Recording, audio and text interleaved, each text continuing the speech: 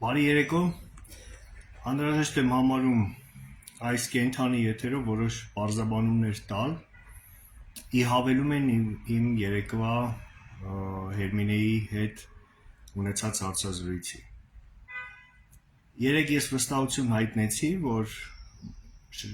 մայիսի 9-ի տոնակատարության շքերթի ժամանակ Ուկրաինան հարվածելու է և իմ վստահությունը ուներ հիմքեր։ Եվ մտադրությունները իրոք լուրջ էին, ուկրաինական կողմի մտադրությունները լուրջ էին, և դրա մասին են վկայում այն աննախադեպ անվտանգության միջոցառումները, որոնք ձեռնարկվել էին ռուսական կողմից։ Ես երեկ եթերի ժամանակ խոսեցի, հիմա էլ կրկնեմ, ամբողջ երկրից Ռուսաստանը հակաօդային պաշտպանության համակարգեր էր տեղափոխել և կենտրոնացրել Մոսկվայի շուրջ։ Մոսկվայում և մեծ մոսկովյան շրջաններում անջատվել էր ինտերնետը, անջատվել էր մոբայլ հեռախոսակապը, շքերթի հարակից փողոցներում բազմաթիվ անվտանգության աշխատակիցներ էին կենտրոնացած, կտուրներին սնայպերներ էին կանգնած, մարդկանց հորդորել էին շքերթի ժամանակ պատուհանները փակել, բալկոններ դուրս չգալ, պատուհանից չնայել և այլն։ Սա վկայում է նրա մասին, որ Ուկրաինան իրոք մտադիր էր հարվածել Ռուսաստանը։ Ես երեկ խոստացա, որ եթե այդ հատվածը տեղի չունենա, ես այսօր ուղիղ եթերում հրապարակային ներողություն կխնդրեմ իմ լսարանից, իմ սխալ կանխատեսման համար, ինչը և հիմա անում եմ։ Կներեք, սիրելի ժողովուրդ, ես սխալվեցի, բայց այսօր լուրերը նայելու ժամանակ ես հասկացա ինչումն է բանը և հիմա ուզում եմ ձեզ հետ կիսվեմ։ Բանը նրանում է, որ երեկ տեղի ունեցավ Թրամփ-Զելենսկի հեռախոսազրույց։ Հեռախոսազրույցը իմ եթերը հեռարձակվելու ժամանակ դեռ տեղի չէր ունեցել կամ դրա մասին տեղեկություններ դեռ չկային, բայց ուշ երեկոյան արդեն հայտնի դարձավ և առավոտյան ավելի շատ մանրամասներ եկան, հաստատելով այն, որ հեռախոսազրույցի ժամանակ և նախագահ Թրամփը և նախագահ Զելենսկին առաջարկում են ռուսական կողմին Պուտինի կողմից հայտարարած եռօրյա զինադադարը երկարացնել 30 օրով։ Եվ դրա մասին է վկայում մասնավորապես նախագահ Թրամփի պաշտոնական գրառումը իր սոցիալական կայքերում, որում նա ասում է, որ ամերիկյան կողմը և ուկրաինական կողմը առաջարկում են Պուտինին երկարաձգել զինադադարը 30 օրով։ Եթե ռուսական կողմը դա չանի, ապա ամերիկյան կողմը ստիպված կլինի դիմել վճռական քայլերի, որոնց մասին ես երեկ եթերի ժամանակ խոսեցի, այսօր ուզում եմ կրկնել, որ խոսքը գնում է այն խիստ ջախջախիչ սանկցիաների մասին, Լինդսի Գրեմի օրենքի մասին, այսինքն նավթային էմբարգոյի մասին, որը արդեն մտցված է կոնգրես և դրված է նախագահ Թրամփի սեղանին, ուզում եմ ձեզ հիշեցնել, որ սենատորներից գերակշիռ մեծամասնությունը 172-ը սատարել են այդ օրենքը և խոսքը գնում է նաև Ուկրաինային մատակարարել ամերիկյան հարձակողական և կործանիչ զենքեր ատակամսից մինչև Տոմահավք։ Ասեմ նաև, որ այսօր տեղի է ունեցել կամ երեկ երեկոյան կարծեմ տեղի է ունեցել Գերմանիայի նորանշանակ կանցլեր Ֆրիդրիխ Մերցի և Դոնալդ Թրամփի հեռախոսազրույցը, իսկ հավանաբար դուք գիտեք, եթե չգիտեք, ասեմ, որ Գերմանիայի կանցլեր Մերցը, ի տարբերություն նախորդի Շոլցի, աչքի է ընկնում իր ընդգծված հակառուսական կամ ավելի ճիշտ հակապուտինյան և պրոուկրաինական կեցվածքով, հայացքներով և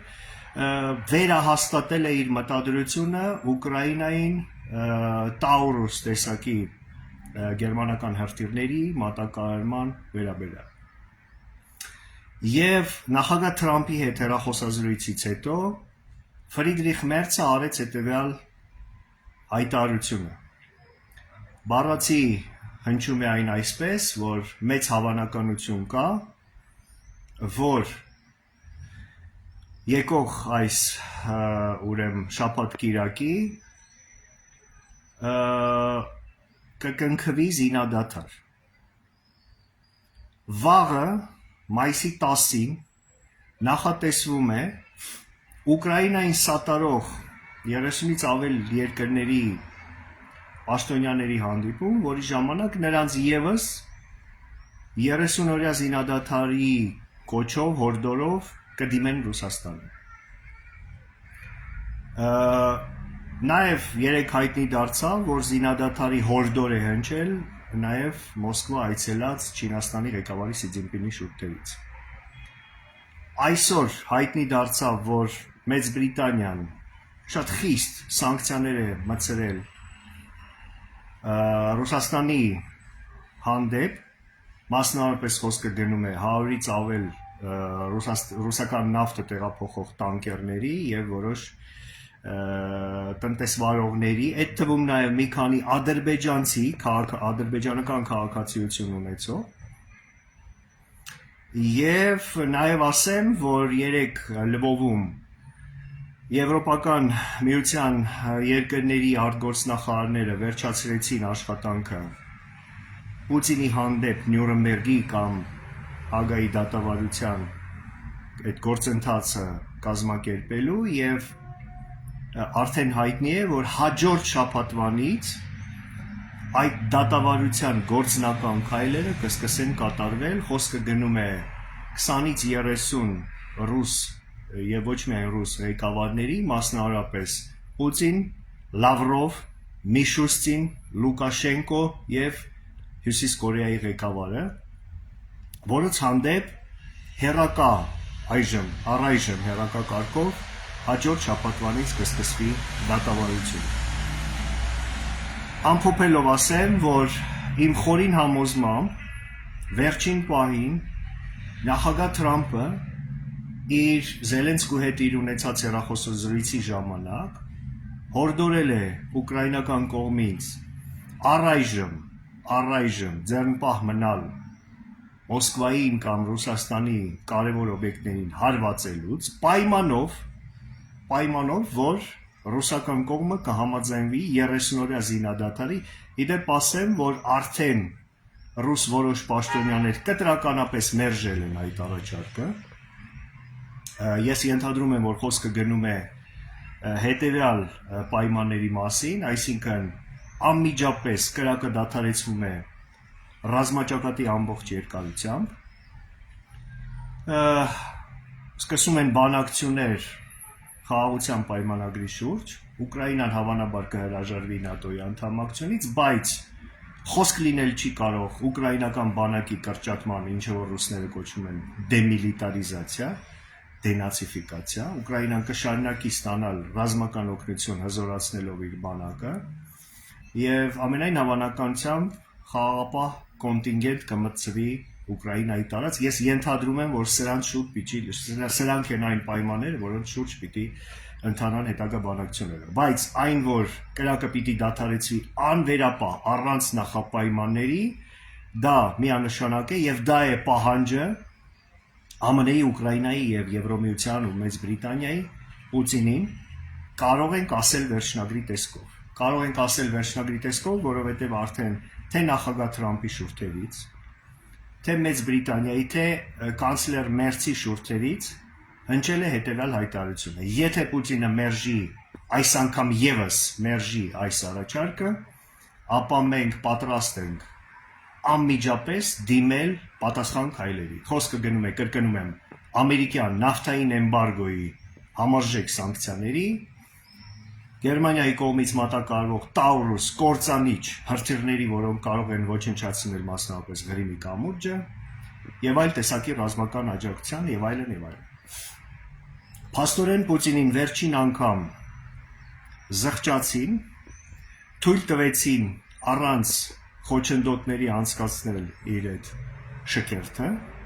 պայմանով, որ մայիսի 10-ից հետո Պուտինը կհամաձայնվի դադարեցնել կրակը։ Սա է այն բացատրությունը, թե ինչու այսօր չեղավ հարված Կարմիր հրապարակին կամ Ղրիմի կամրջին կամ այլ օբյեկտների։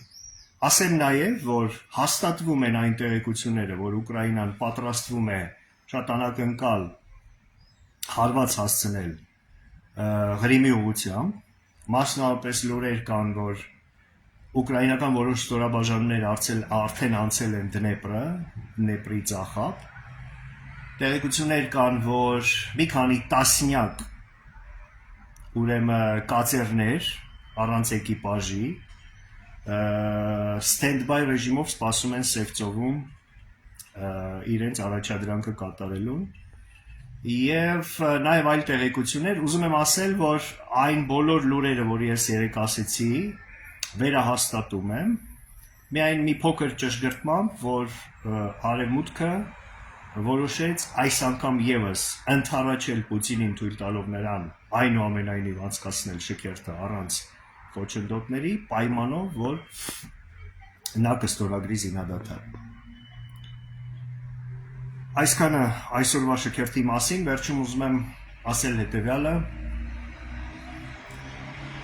դիմում եմ բոլոր ռուսամոլներին եւ պուտինամոլներին, բոլոր նրանց, ովքեր այսօր Երևանում մի քանիսին ես անձամբ տեսա մեքենաների վրա փակցված ռուսական դրոշներ կամ Գեորգիևյան այդ ժապավենները, այն մարդկանց, ովքեր այսօր մեծ շուկով հաղթանակի այսպես կոչված,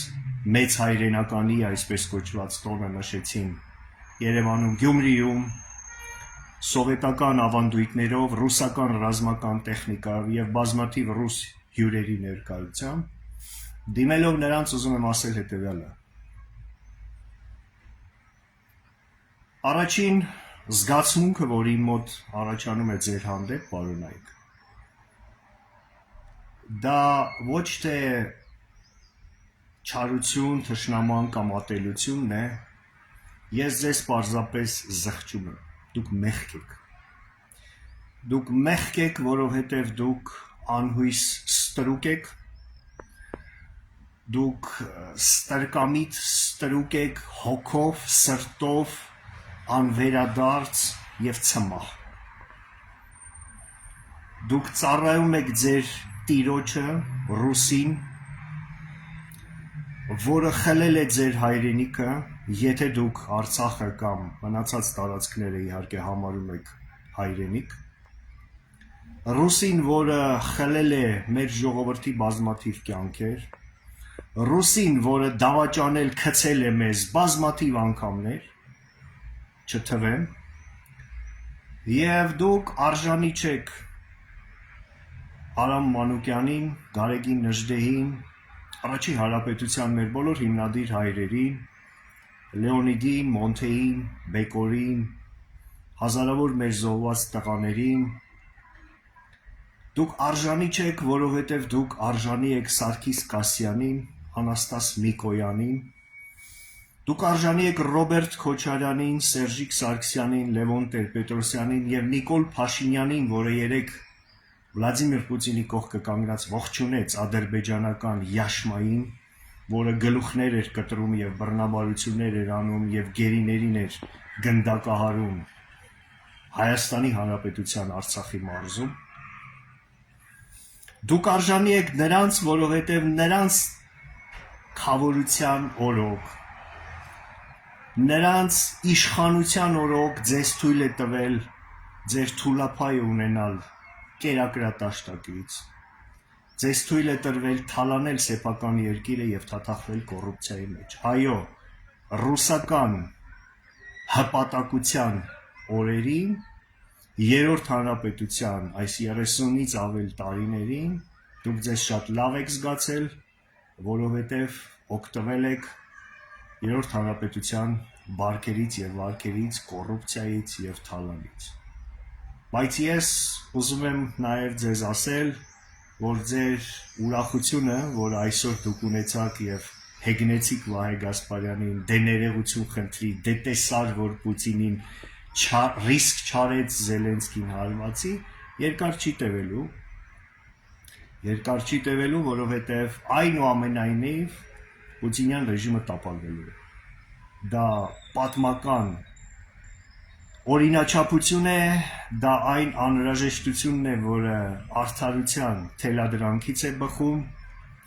եւ այդ ժամանակ դուք մեղմ ասած լավ չեք զգալու ինքներդ ձեզ Հայաստան աշխարհում։ Դուք կամ գլխի կոր եք ման գալու Երևանի Գյումրիի փողոցներով, կամ պարզապես ռադներդ քաշելու եք, լքելու եք Հայաստանը, գնալով ձեր սիրելի Ռուսաստան։ Հայաստանում տիրելու են լրիվ այլ օրենքներ, կանոններ, բարոյական, ազգային գաղափարախոսություն, ժողովրդավարական ավանդույթներ եւ այդ երկիրը իհարկե ձեզ համար խորթ է լինելու։ Այսօր այսքանը, լավ եղեք, հետևեք զարգացումներին, ես ուրիշ բան ասելու չունեմ, ես պարզապես ուզում էի բացատրեի ինչի այսօր Ուկրաինան չխփեց Մոսկվային եւ ասել, որ մի շտապեք հանգել եզրակացությունների եւ մի քիչ էլ համբերեք։ Լավ եղեք, ստեսնուն։